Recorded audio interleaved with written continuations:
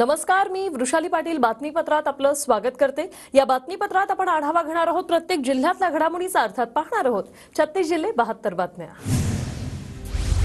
99,150 metric ton कांदा निर्यातीला परवानगी। केंद्र सरकारचा हा मोठा निर्णय, 6 देशात होणार कांदा निर्यात। नाशिकच्या चांदवडमध्ये भारती पवार यांच्यावर मतदार भडकले।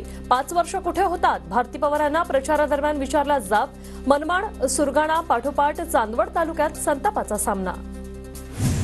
मुख्यमंत्री एकनाथ शिंदे आज कोल्हापुरात। प्रमुख नेत्यांची मुख्यमंत्री शिंदेंसोबत बैठक। उद्या मुख्यमंत्र्यांच्या हातकणंगलेमध्ये 3 सभा। पाटणमधील सभेत शरद पवारांनी उडवली कॉलर। राष्ट्रवादीचे उमेदवार शशिकांत शिंदेंच्या प्रचारावेळी पवारांनी कॉलर उडवली।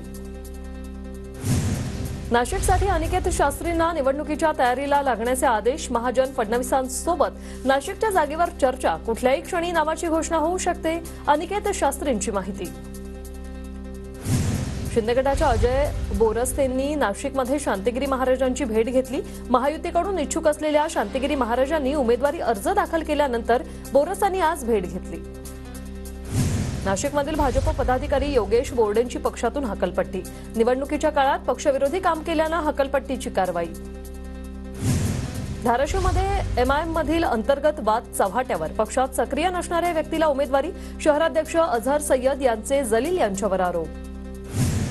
अहमदनगरच्या कोपरगावमध्ये विवेक कोल्हेंची भावी आमदार म्हणून उल्लेख। वाढदिवसाच्या बॅनरवर कार्यकर्त्यांकडून शुभेच्छा। शरद पवारांनी घेतलं पंढरपूरच्या विठ्ठल रखुमाईचं मुखदर्शन। साताऱ्याच्या दौऱ्याआधी पवारांकडून विठ्ठलाचं दर्शन। पुण्याच्या वारजेमध्ये मनसेच्या पदाधिकाऱ्यांकडून सुनेत्रा पवारांचं स्वागत। तपोधाम परिसरातील गणपतीचं दर्शन घेऊन प्रचार दौऱ्याला सुरुवात। अमोल कोल्हेंनी प्रचारादरम्यान रांजणगाव येथील अष्टविनायक महागणपतीचं घेतलं दर्शन। मंदिर परिसरात कार्यकर्त्यांकडून कोल्हेंची बैलगाडीमधून मिरवणूक। बीड लोकसभेच्या उमेदवार पंकजा मुंडे बीड दौऱ्यावर। मुंडे यांच्या उपस्थितीत बूथ प्रमुखांचा मेळावा। पंकजा मुंडेंनी केलं मार्गदर्शन। नंदुरबारमध्ये भाजप उमेदवार हिना गावित यांच्या प्रचार रॅलीच्या गर्दीत अडकलेल्या रुग्णवाहिकेला वाट। कार्यकर्त्यांनी रुग्णवाहिकेसाठी रस्ता मोकळा केला। आढळराव पाटील 100% निवडून येणार। प्रकृती सुधारणा झाल्यावर आढळरावांना निवडून आणण्यासाठी प्रयत्न करणार। दिलीप वळसे पाटलांची प्रतिक्रिया। पुण्याच्या राजगडमध्ये सुनेत्रा पवारांच्या प्रचारार्थ बूथ कमिटीची बैठक। जबाबदाऱ्या समजून घेऊन काम करा। बैठकीत सुनील शेळके यांच्या कार्यकर्त्यांना सूचना। महाविकास आघाडीचे उमेदवार विनायक राऊतांच्या सिंधुदुर्गमध्ये प्रचार सभा। जिल्हा परिषद मतदार संघनिहाय प्रचार सभा घेऊन राऊतांचा नागरिकांशी संवाद। अहमदनगरच्या कोपरगावमध्ये ठाकरे गटाच्या भाऊसाहेब वागचौरेंचा दारोदारी जाऊन प्रचार। शिर्डी लोकसभा मतदारसंघात मशाल चिन्ह सर्वांपर्यंत पोहोचवण्याचा प्रयत्न। नाशिकमध्ये लोकसभेच्या पार्श्वभूमीवर मनसे पदाधिकाऱ्यांची बैठक। वरिष्ठ पदाधिकाऱ्यांकडून कार्यकर्त्यांना मार्गदर्शन। बीडमध्ये महाविकास आघाडीचे उमेदवार बजरंग सोनावणे यांची बैलगाडीतून मिरवणूक। प्रचाराला वेग। जोपर्यंत शशिकांत शिंदे निवडून येत नाही तोपर्यंत पायात जोडे घालणार नाही। साताऱ्यातील भगवान चाळुंके या 75 वर्षीय आजोबांचा निर्धार। रत्नागिरीत ठाकरे गटाच्या युवा सेनेच्या जिल्हा प्रमुख अजिंक्य मोरेंना तडीपारीची नोटीस। खेड पोलीस ठाण्यात 7 विविध गुन्ह्यांचा दाखला देत नोटीस जारी। रत्नागिरीत उद्या उद्धव ठाकरेंची विनायक राऊतांच्या प्रचारासाठी सभा। या सभेची ठाकरे गटाकडून जय्यत तयारी सुरू।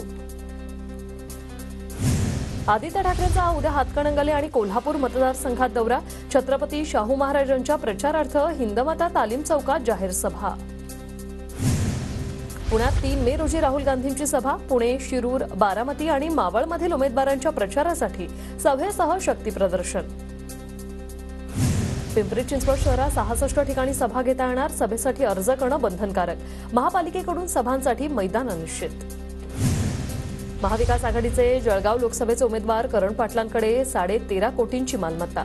पतसंस्थेचे 10 कोटी 43 लाखांसह 17 कोटी 22,86,523 रुपयांचं कर्ज। महायुतीच्या उमेदवार स्मिता वाघ यांची 6 कोटींची संपत्ती। स्मिता वाघ यांच्यावर 87,66,000 कर्ज। प्रतिज्ञापत्रातून समोर आली माहिती। बीडमध्ये 55 उमेदवारांचे अर्ज वैध तर 19 उमेदवारांचे 44 अर्ज बाद। सोमवारी उमेदवारी अर्ज मागे घेण्याचा शेवटचा दिवस। बीड मतदारसंघात 13 मे रोजी मतदान होणार। पुणे जिल्ह्यातून एकूण 12 उमेदवारांचे अर्ज छाननीत बाद, तर एकूण 42 उमेदवारांचे अर्ज वैध ठरले. अमरावतीच्या ईव्हीएम स्ट्रॉंग रूमला पोलिसांचा मोठा बंदोबस्त. तब्बल 150 जवान 38 दिवस करणार स्ट्रॉंग रूमची सुरक्षा. स्ट्रॉंग रूमला सुरक्षा देण्यासाठी केंद्रीय दलाचे 50 जवानही तैनात. नागपुरात मतदान न करणाऱ्यांच्या निषेधार्थ फलक. ट्रॅफिक पार्क चौकात लागले शेम ऑन यू चे बोर्ड. नागपुरात पहिल्या टप्प्यात फक्त 54.30% मतदान. ठाण्यातील कासारवडवलीत विद्यार्थ्यांनी केली मतदानाबाबत जनजागृती. सरस्वती विद्यालयाच्या विद्यार्थ्यांचा हा उपक्रम. मतदान करण्याचं आवाहन. जळगाव जिल्ह्यातील चोपडा तालुक्यात मतदानाचा टक्का वाढावा म्हणून विशेष अभियान. तहसीलदार, गटविकास अधिकाऱ्यांच्या उपस्थितीत महिलांनी मतदान करण्याची शपथ घेतली. नाशिकच्या मनमाडमध्ये मविया डिजिटल प्रचार व्हॅनचा शुभारंभ.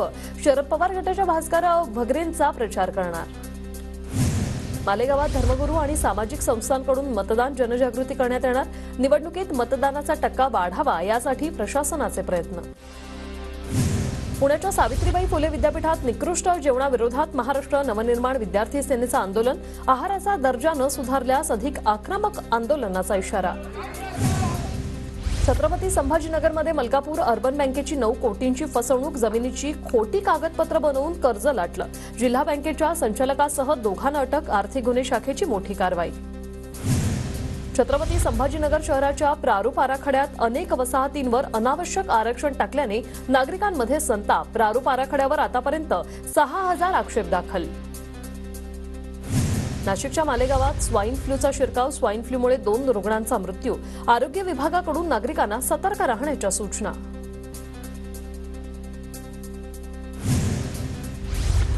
नांदेडच्या बाजारात हळदीची आवक वाढली. हळदीला 18,700 रुपये प्रति क्विंटल दर. शेतकऱ्यांना दिलासा. बीड जिल्ह्यात अवकाळी पाऊस. वादळी वाऱ्यासह झालेल्या पावसामुळे फळबागांचं मोठं नुकसान. तर आष्टीतील सांगवी पाटण गावात 500 कोंबड्यांचा मृत्यू. शेतकऱ्यांकडून मदतीची मागणी. रत्नागिरीच्या संगमेश्वरात पाणी